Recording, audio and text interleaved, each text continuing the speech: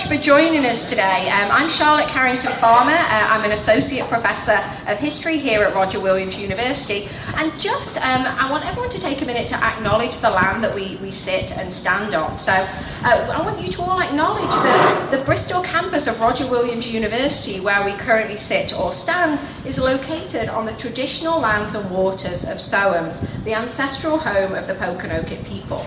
Today we pay respect to the elders of these peoples who've served and continue to serve as the stewards of the forests, fields and waterways of Rhode Island. Please consider with us the legacy of dehumanization and dispossession that makes the work of decolonization necessary. Let this acknowledgement serve as a reminder of our university's ongoing efforts to recognize and honor and reconcile and partner with Indigenous peoples whose lands and water we benefit from today. So it's my great pleasure, after doing that, to hand you over to my department chair, Laura Diamore, who's going to formally welcome you to the university.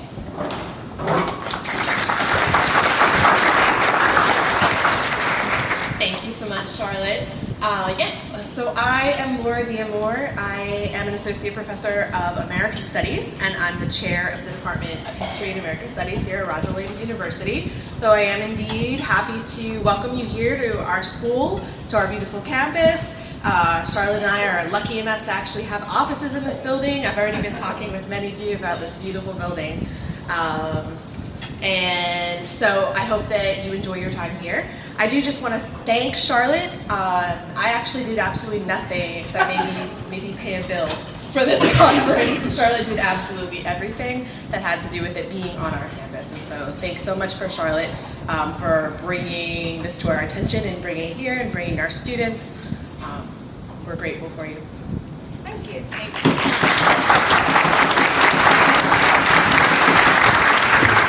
Good afternoon, everyone. I'm Libby Bischof. I'm the president of NEHA. It's my great pleasure to be able to give a lot of thank yous for the work behind the scenes that makes these gatherings possible each fall and spring. The gentleman behind me seated and hiding, Dr. Martin Menke, who's our executive secretary. I'd really just like to thank Martin for his tireless work on behalf of NEHA for the past few years. If you could just give him a round of applause.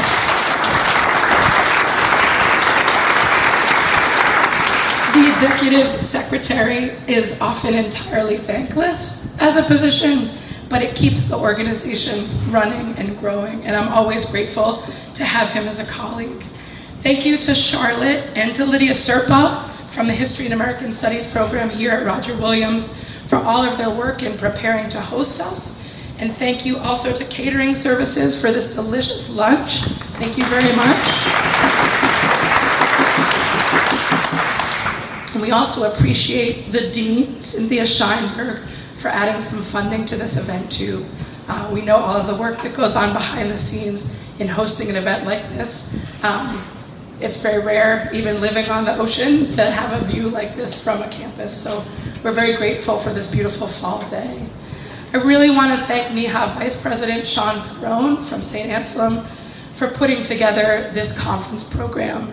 I've heard so much buzz this morning about wonderful panels that people were in, really rich discussions, and that's what makes it so fun to be a part of NEHA. And it was really nice. I was in a panel this morning, and one of the young women who gave a paper was saying this was the first conference they ever presented at, and that was true for me 20 years ago too. So I really admire NEHA for being an organization that gives the opportunities for people to make their first forays into the fields. I think it's really important. I also think it's important that we really embrace all kinds of historians, right? From public and people teaching, people not teaching, we have wonderful high school students from Portland here today, undergraduates. I just really want to thank the sort of openness and inclusivity of this place for recognizing that history comes from all of these different and diverse places, and it's all equally valid.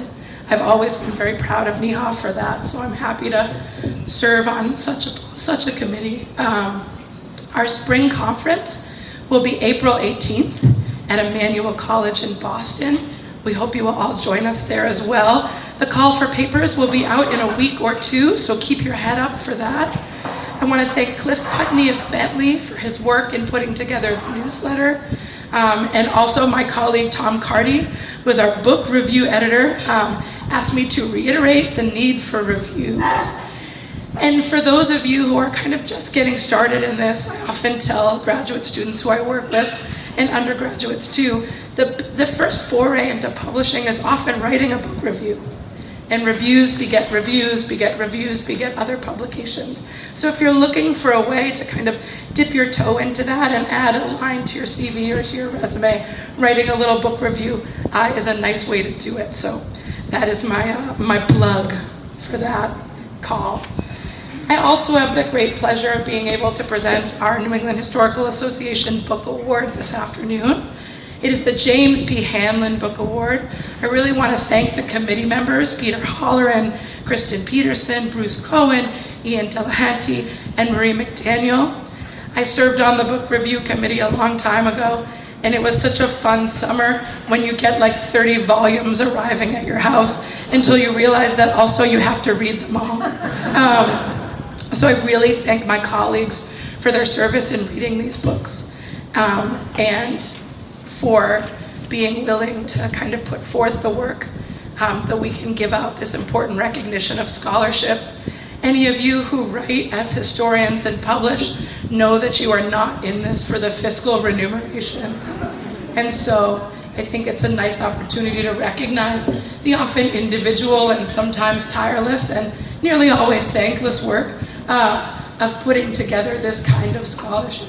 And this book that we award today has a particular relevance for our time, and so I thank the committee for putting this forward.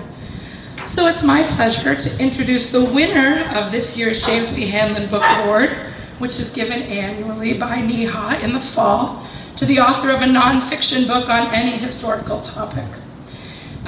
Jim Hanlon was one of NEHA's founders and its longtime executive secretary, so it's a lovely way to honor all the work that he did for this organization. This year's book award goes to Dr. Seth Blumenthal for his book Children of the Silent Majority, Young Voters and the Rise of the Republican Party, 1968 to 1980, that was published in 2018 by the University of Kansas. Seth is a senior lecturer at Boston University's College of Arts and Sciences. He's published in the Journal of Political History, the 60s, a Journal of History, Politics, and Culture. And about a month ago, he had an article in the Washington Post entitled, "Why Democrats Can't Speak for the Silent Majority.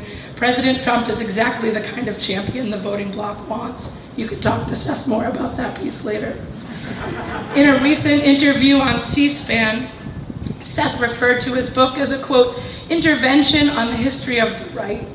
And in this book, he addresses really two main points, both of which are very timely. One, it looks at how political parties can and do win over young voters. And also, it looks at how young people can influence politics across a very broad and wide spectrum. One reviewer wrote, "For too long, pundits have dismissed the silent majority who voted for Nixon, Reagan, and Trump as old white malcontents. This remarkable book puts that condescending myth to rest. Blumenthal describes how conservatives organized young voters to support policies of law and order, Christian and evangelism, and foreign policy interventionism in the shadow of 1968. This book is essential reading for anyone interested in understanding the arc of contemporary politics and changing the future course of American society." Sounds like one some of us might want to adopt for our 20th and 21st century courses coming up. And so I would love it if we all could join in congratulating Dr. Blumenthal and to welcome up to the podium.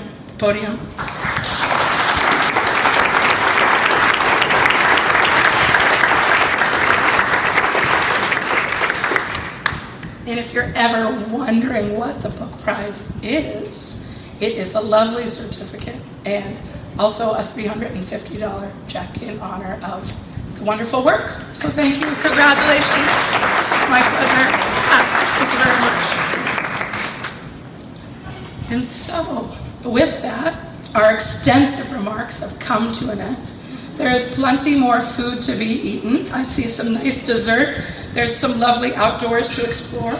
And our afternoon session will reconvene around the building at 1:30. So please enjoy each other's company and thank you so much for coming.